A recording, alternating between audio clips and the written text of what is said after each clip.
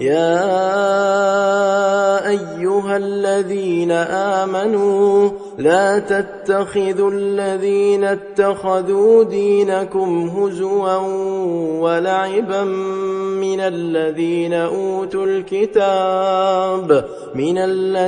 أوتوا الكتاب من قبلكم والكفار أولياء واتقوا الله إن كنتم مؤمنين. وإذا ناديتم إلى الصلاة اتخذوها هزوا ولعبا ذلك بأنهم قوم لا يعقلون. قل يا أهل الكتاب هل تنقمون منا إلا أن آمنا بالله وما أنزل إلينا وما أنزل من قبل وأن أكثركم فاسقون. قل هل أنبئكم بشر من ذلك مثوبة عند الله من لعنه الله وغضب عليه وجعل منهم القردة والخنازير وعبد الطاغوت أولئك شر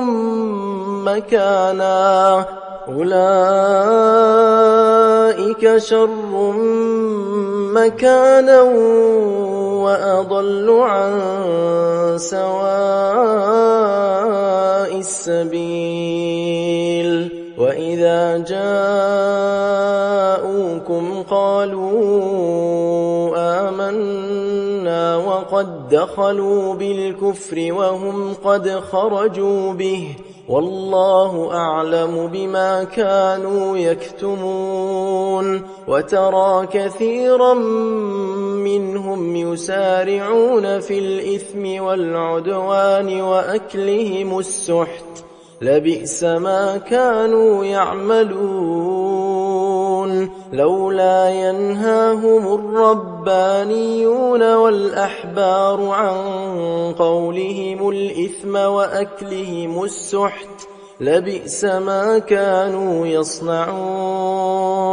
وقالت اليهود يد الله مغلولة غلت أيديهم ولعنوا بما قالوا بل يداه مبسوطتان ينفق كيف يشاء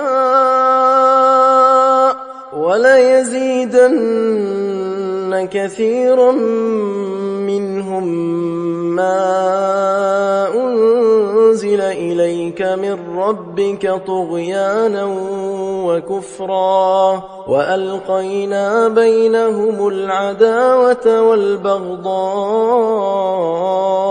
إلى يوم القيامة كلما أوقدوا نارا للحرب أطفأها الله ويسعون في الأرض فسادا والله لا يحب المفسدين.